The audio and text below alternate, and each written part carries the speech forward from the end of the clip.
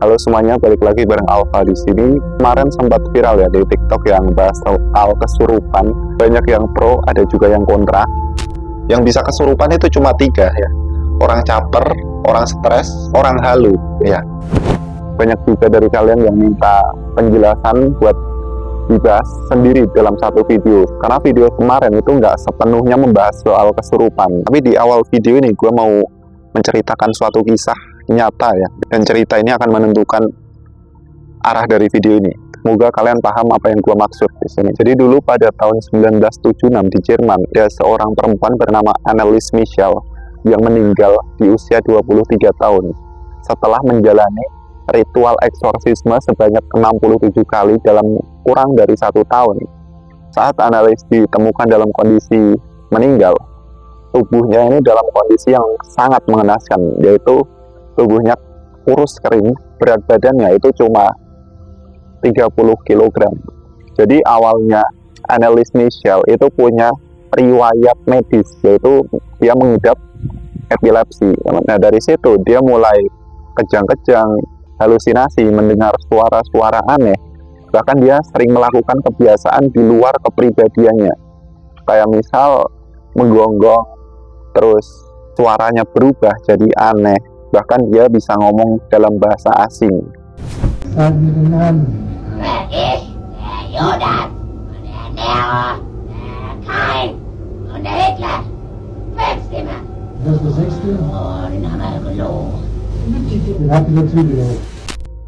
Karena Annelies ini berasal dari keluarga yang punya latar belakang percaya sama hal mistis ya.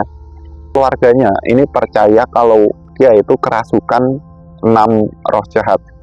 2 diantaranya adalah Hitler dan juga Lucifer. Dan akhirnya kedua orang tua Annelies ini meminta bantuan pada gereja Katolik untuk membantunya melakukan ritual pengusiran setan. Dan dari situ mulailah dilakukan ritual eksorsisme selama berbulan-bulan. Dan pada akhirnya Annelies Michel ini meninggal dalam kondisi kelaparan dan juga dehidrasi. Dan berita ini langsung viral, teman-teman. Membuat dunia itu bertanya, apakah ini memang penyakit medis atau memang ada hubungannya sama roh jahat. Dan akhirnya kedua orang tua dan juga 2 imam dijatuhi hukuman atas dasar pembunuhan atas kelalaian. Nah harusnya kalian udah paham maksud gua apa gitu. Kesurupan itu udah bukan lagi hal yang asing ya, terutama di Indonesia. Banyak kasus kesurupan itu biasanya di sekolahan, kampus, asrama, atau tempat acara gitu. Biasanya yang kesurupan itu lebih dari 1, bahkan bisa puluhan.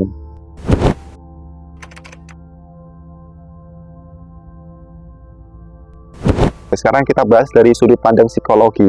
Kalau dari sudut pandang psikologi, kesurupan itu ada hubungannya dengan gangguan disosiatif, atau ada istilah yang namanya dissociative trance disorder. Ini adalah kondisi di mana seseorang kehilangan kendali atas tubuhnya. Benar, orang yang mengalami kesurupan itu memang nggak bisa mengendalikan dirinya. Dan biasanya kalau udah sembuh itu orang yang kesurupan ini nggak ingat apa yang barusan terjadi. Dan ini nggak ada hubungannya sama hal-hal mistis ya. Terus apa penyebabnya gitu? Ini kita nggak bahas yang pura-pura kesurupan ya. Lalu kalau mau kesurupan ya silahkan, ada tempatnya gitu. Tapi nggak usah dibawa ke kehidupan sehari-hari gitu. Lu takut gitu kalau ada orang yang tahu aslinya lu pura-pura. Nggak masalah ya, kita nganggap itu hiburan gitu, asal pada tempatnya gitu. Nyatanya masih ada kok orang yang takut nonton film horor, padahal dia tahu di belakang layar itu rame.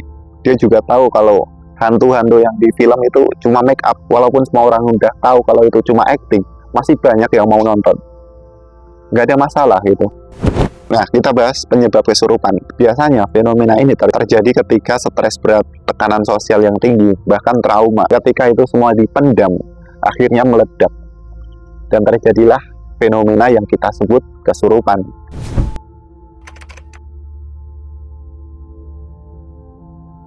Kesurupan itu memang fenomena sosial.